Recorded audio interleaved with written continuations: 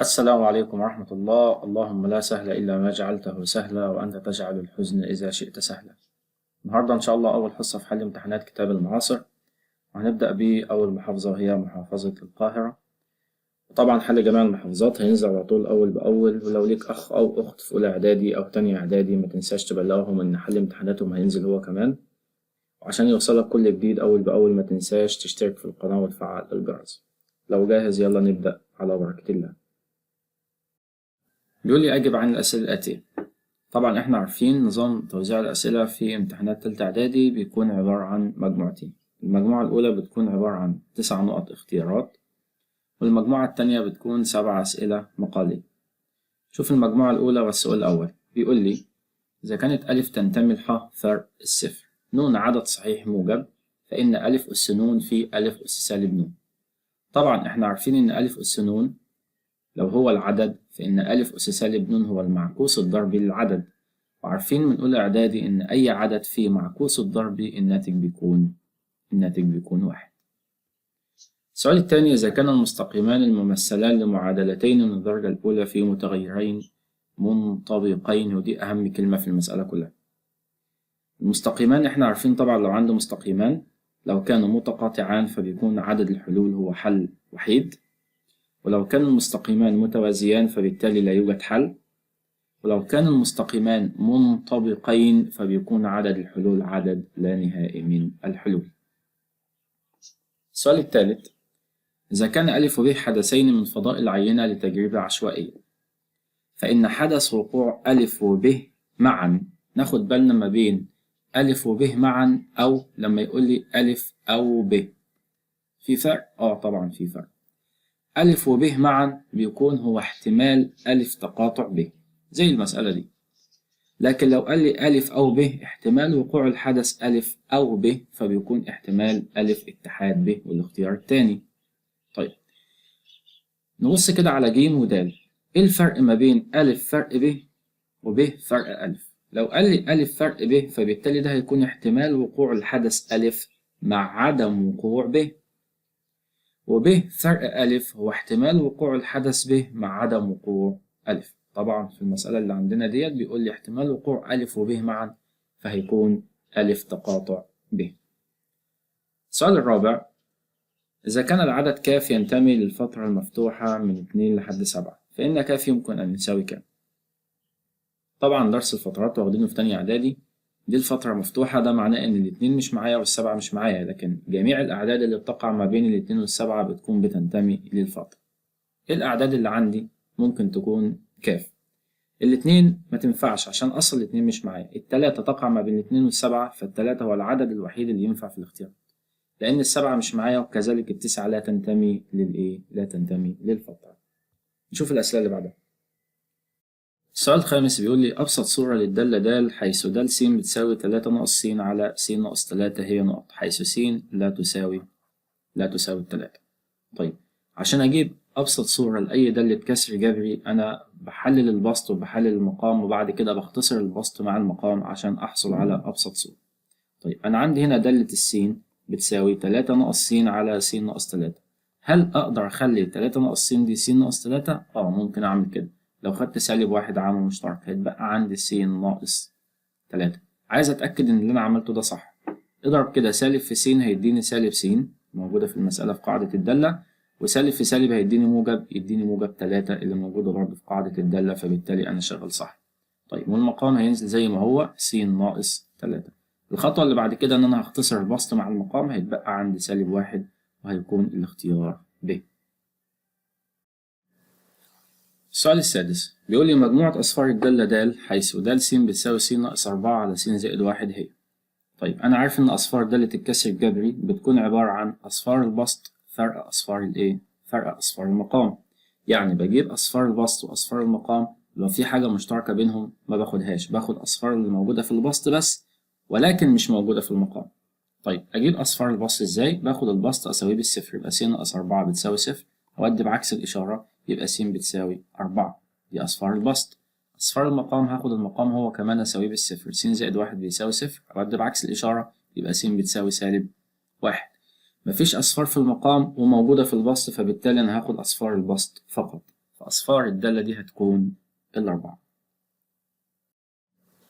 السؤال السابع: إذا كان الزوج المرتب 2 و3 يحقق المعادلة ك س ناقص ص بيساوي 7. طيب أي زوج مرتب يحقق معادلة، فبالتالي الزوج المرتب ده أقدر أعوض بيه في المعادلة. والزوج المرتب بيتكون من مسقط أول هو الس ومسقط تاني هو الصاد، فأنا أقدر أشيل كل س وصاد وأكتب 2 وكام؟ وأكتب 2 و3 عشان أجيب الكاف. تعالى نعمل كده. كاف س هشيل الس وأكتب مكانها 2، يبقى 2 كاف ناقص صاد. طب صاد بكام؟ صاد ب3، يبقى 2 كاف ناقص 3 بيساوي 7. معادلة من الإعداد، أودي ال3 بعكس الإشارة، يبقى 2 كاف بتساوي 7 زائد 3، يبقى 2 كاف هتساوي 10. هقسم على الاتنين في الطرفين، يبقى الكاف هتساوي 10 على الاتنين فيها 5. الاختيار د. السؤال الثامن بيقول لي مجال الدالة د س بتساوي 9. طبعا دي دالة ثابتة وهي دالة كثيرة حدود، واحنا عارفين ان اي مجال لاي دالة كثيرة حدود مجالها بيكون ح. اذا كانت دالة كثيرة الحدود دي دالة ثابتة، دالة خطية، دالة تربيعية، فدايما المجال بيكون ح. ولكن لو كانت الدالة هي دالة كسر جبري فالمجال بيكون ح فرق اصفار الايه؟ ح فرق اصفار المقام. السؤال التاسع: وإذا كان ن أس سالب 1 س بيساوي س، حيث س لا تساوي الصفر، فإن ن 2. طيب أنا مديني المعكوس الضرب للدالة ن أس سالب 1 س بيساوي س، فأنا لازم أجيب الدالة نفسها. هقول ن س هتساوي، أشقلب الدالة 1 على س. هو عايز ن 2، يعني كل س هتقابلني في الدالة أشيلها وأكتب كام؟ أشيلها وأكتب 2، يبقى ن 2 هتساوي 1 على أشيل س وأكتب 2 هتديني نص. المجموعة التانية واحنا عارفين إن هي بتتكون من 7 أسئلة مقالية.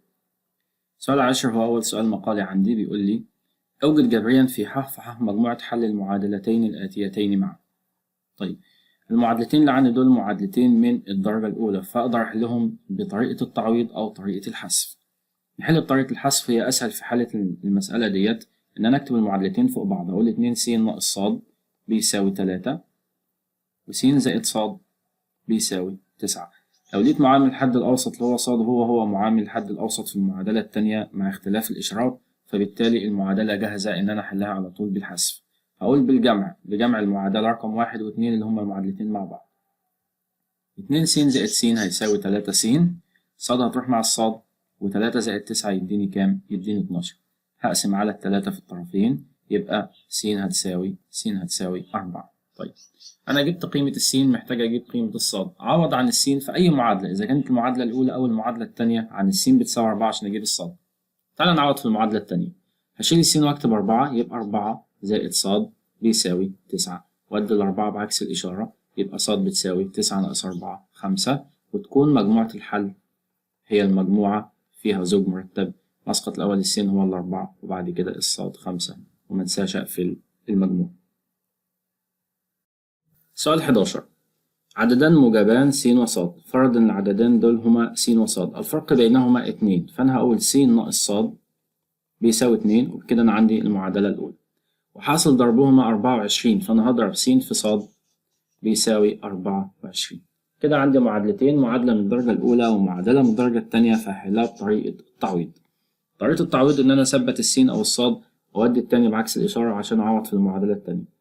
نثبت السين ونودي الصاد بعكس الإشارة، فهنقول س بتساوي 2 زائد ص، ودي المعادلة رقم 1، وهنا المعادلة رقم 2. هقول له بالتعويض من 1 إلى 2، بالتعويض من المعادلة 1 إلى المعادلة 2.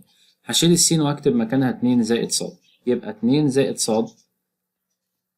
في ص بيساوي 24. هضرب الصاد جوه مرتين، ص في 2 ب2 ص زائد ص في ص وص تربيع بيساوي 24. هدخل 24 بعكس الإشارة وأرتب المعادلة، يبقى ص تربيع زائد 2 ص ناقص 24 بيساوي 0. أقدر أحلل؟ أقدر أحلل. ص تربيع تبقى ص وص، كام في كام يدينا 24، والفرق بينهم 2. 4 في 6، 4 في 6 و24، 4 في 6 إشارة الحد الأخير سالب، الكبير ياخد إشارة الأوسط والتاني عكسه. هقسمهم مسألتين، يبقى هنا ص ناقص 4 بتساوي 0، يبقى ص بتساوي 4، وص زائد 6 بيساوي 0، يبقى ص هتساوي -6. طيب هعوض عن الصاد ب4 في المعادلة الأولى عشان أجيب قيمة السين. الصاد لو كانت ب4 نعوض هنا، لو كتبت هنا 4 السين تطلع بكام؟ السين هتطلع ب6. يبقى العددان هما، طبعا أنا مش هاخد السالب مرفوض عشان قال لي عددان موجبان فالسالب عندي مرفوض، فالعددان هقول له العددان هما 4 و6. إذا كان نون 1 س بيساوي س تربيع ناقص 9 على س زائد 3، نون 2 س 2 س ناقص 6 على الاتنين، فاثبت أن نون 1 س بيساوي نون 2 س لجميع قيم س التي تنتمي للمجال المشترك، واذكر هذا المجال. عشان أثبت أن نون 1 س بيساوي نون 2 س، هثبت أن نون 1 بتساوي نون 2، وهثبت أن م 1 وم 2 بينتموا للمجال المشترك. طيب هحلها على خطوتين. الخطوة الأولى إن أنا هاخد نون 1 س هبسطها لأبسط صورة، يبقى نون 1 س هتساوي س تربيع ناقص 9، ده فرق بين مربعين، أقدر أحلل لس زائد 3 وس ناقص 3، وعندي في المقام س زائد 3 دي أبسط صورة، مفيش عامل مشترك مفيش تحليل، فهسيبها زي ما هي. وقبل ما أختصر البسط مع المقام هجيب م 1 اللي هو المجال الأول هيساوي ح فرق أصفار المقام، أصفار المقام عندي هو سالب 3. بعد كده هقول نون 1 س، أختصر البسط مع المقام يروحوا مع بعض، س زائد 3 تروح مع س زائد 3، هيتبقى عندي س ناقص 3. ودي الخطوة الأولى. الخطوة التانية إن أنا زي ما عملت في الدالة الأولى هعمل في الدالة التانية، هقول نون 2 س هتساوي 2 س ناقص 6، هاخد الاتنين عامل مشترك هيتبقى عندي س ناقص 3، 6 على 2 فيها 3، والاتنين في المقام تنزل زي ما هي. قبل ما اختصر البسط مع المقام هجيب م 2 اللي هو المجال هيكون ح عشان مفيش عندي أصفار في المقام. بعد كده هختصر يبقى نون 2 س هيساوي الاتنين هتروح مع الاتنين هيتبقى عندي س ناقص 3. أنا ملاحظ إن اختصار الدالة الأولى طلع بس ناقص 3، واختصار الدالة التانية طلع بس ناقص 3، فبالتالي أنا عندي نون 1 بتساوي نون 2، فأنا هقول له بما أن نون 1 بتساوي نون 2 وميم 1 وميم 2 بينتموا للمجال المشترك اللي هو ح فرق سالب 3، إذن نون 1 س هتساوي نون 2 س، وهو المطلوب إثباته. سؤال 13. أوجد نون س في أبسط صورة مبينة المجال. نون س بتساوي 1 على س زائد 2 زائد س زائد 2 على س تربيع زائد 4 س زائد 4. المسألة دي بتتحل على 3 خطوات. أول خطوة هو إن أنا بحلل البسط والمقام إذا كان في تحليل أو عامل مشترك. تاني خطوة هي إيجاد المجال للاتنين مع بعض، للكسر الأول والكسر التاني. وآخر خطوة هي اختزال البسط مع المقام. تعالى نبدأ بأول خطوة. أقول نون س هتساوي 1 على س زائد 2، دي أبسط صورة، مش هقدر آخد عامل مشترك ومش هقدر أحلل حاجة، فتتكتب زي ما هي 1 على س زائد 2 زائد كسر التاني البسط نفس الكلام، س زائد 2 هيتكتب زي ما هو عشان مفيش عامل مشترك ومفيش تحليل. لكن أقدر أحلل المقام عشان ده مقدار ثلاثي بسيط، أقدر أحلله. كم في كم يدينا 4 ومجموعهم 2 في 2، فأحلل س وس. كم في كم يدينا 4 2 في 2 ومجموعهم 4. طيب إشارة الحد الأخير موجب، الاتنين ياخدوا إشارة الحد الأوسط يبقى موجب وموجب. قبل ما أختصر البسط مع المقام هجيب المجال، هنقول م هتساوي ح فرق أصفار المقام. أصفار المقام الأول سالب 2، وأصفار المقام التاني برضه سالب 2، فبالتالي أنا ما عنديش غير سالب 2 بس، مش هكتبها مرتين. بعد ما أجيب المجال هختصر بقى البسط مع المقام. س زائد 2 هتروح مع س زائد 2، هقول له إذن نون س هتساوي 1 على س زائد 2 كسر الأول زائد 1 على س زائد 2. عندي مقامات متشابهة، هاخد مقام 1 وأجمع البسط، يبقى س زائد 2 وهجمع البسط 1 زائد 1 هيديني 2، وهو المطلوب. سؤال 14. باستخدام القانون العام اوجد مجموعة حل المعادلة الآتية في ح. من أسهل المسائل اللي بتجيلي في الامتحان أصلا لأن أنا لو حافظ القانون العام أنا خلاص حليت المسألة. فأنا داخل الامتحان عارف إن في مسألة هتجيلي على القانون العام أنا ضامنها وهعرف أحلها. طيب مين يقول القانون العام الأول؟ س القانون عبارة عن سالب ب موجب أو سالب الجذر التربيعي ب تربيع ناقص 4 ألف ج على 2 ألف. ده القانون العام. وقبل ما أحل المسألة لازم أجيب الأول الألف والب والجيم. فأنا هقول إن الألف معامل السين تربيع ب3 يبقى دي الألف، والب هو معامل السين بسالب 5، والجيم هو الحد المطلق هيكون بكام؟ هيكون ب1. عوض في القانون يبقى س هتساوي سالب ب سالب في سالب بموجب يبقى 5. بعد كده موجب أو سالب الجذر التربيعي ب تربيع سالب 5 تربيع ب25 ناقص 4 في ألف ب3 يبقى 4 في 3 في ج ب1 تبقى 1 على 2 ألف يعني 2 في 3 ب6. يبقى س هتساوي 5 موجب أو سالب الجذر التربيعي هنا 3 في 4 ب12 في 1 يديني 12 25 ناقص 12 يديني 13 على 6. بعد كده بقسم المسألة ديت لمسألتين مرة بالموجب ومرة بالسالب. يبقى س هتساوي 5 زائد جذر 13 على 6، وس هتساوي 5 ناقص جذر 13 على 6. هو قال لي في المسألة مقربا الناتج لرقم عشري 1، فبالتالي أنا هفتح الآلة الحاسبة بتاعتي واكتب الإجابة اللي عندي. هكتب السين اللي هي 5 زائد جذر 13 على 6، هكتب 5 زائد جذر التربيعي ل 13 على 6 وأدوس يساوي. هدوس على اس دي عشان أجيبها لأقرب رقم عشري، فتطلع هنا السين هتساوي 1.4. من غير ما أمسح المسألة أنا هدوس على أي سهم فيهم عشان أخش لنفس المسألة وأخش أغير الموجب أخليه سالب بدل ما أمسح وأكتب من أول وجديد. هدوس يساوي وبعد كده هدوس على اس دي تطلع معايا ب2/10، يبقى س بتساوي 2/10. أقول له إذن مجموعة الحل هي قيم س اللي طلعت عندي 1.4 و2/10 وأقفل المجموعة. مسألة رقم 15. اوجد ن س في أبسط صورة مبينا المجال. نفس الكلام اللي احنا كنا بنعمله في المسائل اللي فاتت اللي شبه دي بالظبط، إن أنا هحلل البسط والمقام وبعد كده هجيب المجال وبعد كده هختصر البسط مع المقام. إذن ن س هتساوي، نبص على البسط الأول.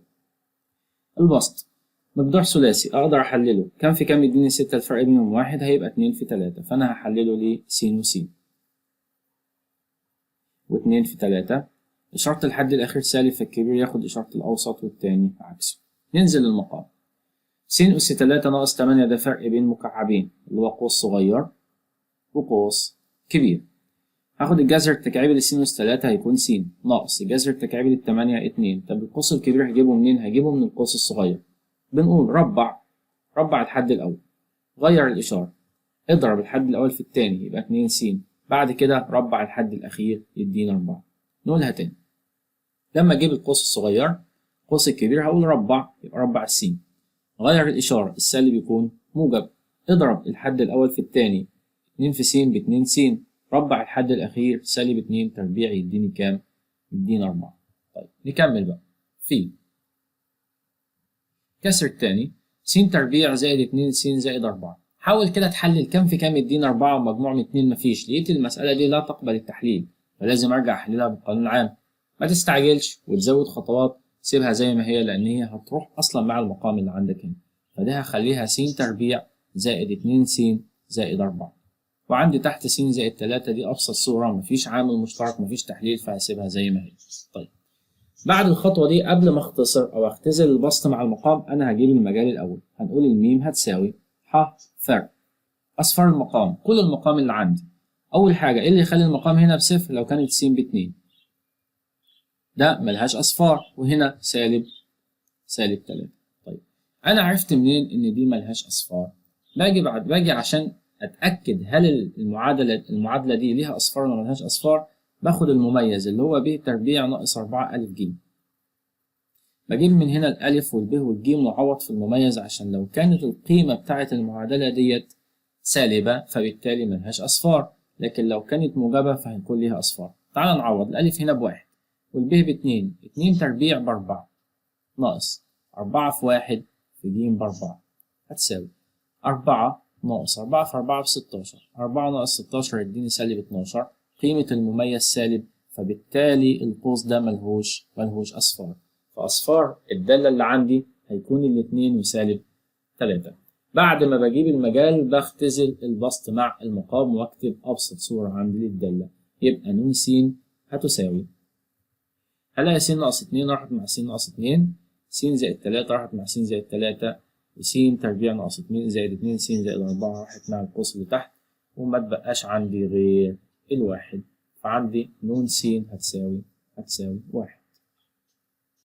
إذا كان أ وب حدثين من فضاء عينة لتجربة عشوائية ما، وكان احتمال الألف بيساوي نص، واحتمال الب ب2/3، واحتمال التقاطع أ تقاطع ب بيساوي 1/3. اوجد 1 احتمال أ تقاطع ب ولكن المكمل. طيب أنا عندي قانون بيقول لي احتمال أ تقاطع ب المكملة بيساوي 1 ناقص احتمال أ تقاطع ب، فبالتالي هعوض يبقى 1 ناقص، ما أنا عندي احتمال أ تقاطع ب بتلت، يبقى 1 ناقص تلت هيديني 2/3، وده المطلوب الأول. المطلوب التاني بيقول لي احتمال أ اتحاد ب. طيب ده برضه ليه قانون، يبقى احتمال أ اتحاد الب هيساوي، غير اللون، ده أصلا بيساوي احتمال الألف زائد احتمال الب فرق احتمال التقاطع، احتمال أ تقاطع ب. كل الكلام ده موجود عندي كمعطى في المسألة.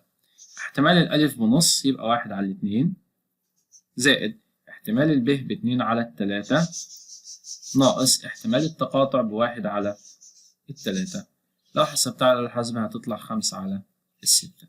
تعالى نتأكد من الكلام ده. نفتح الآلة الحاسبة، بسط المقام هكتب 1/2، بعد كده هخش في الجنب وادوس زائد، برضو شرطة كسر بسط المقام، وهكتب 2/3، بعد كده ناقص 1/3 وادوس يساوي، يطلع عندي 5/6 وهو المطلوب. لو الفيديو فادك ما تنساش تعمل لايك وتشترك في القناة عشان يوصلك كل جديد. أشوفكم في الفيديو الجاي في رعاية الله.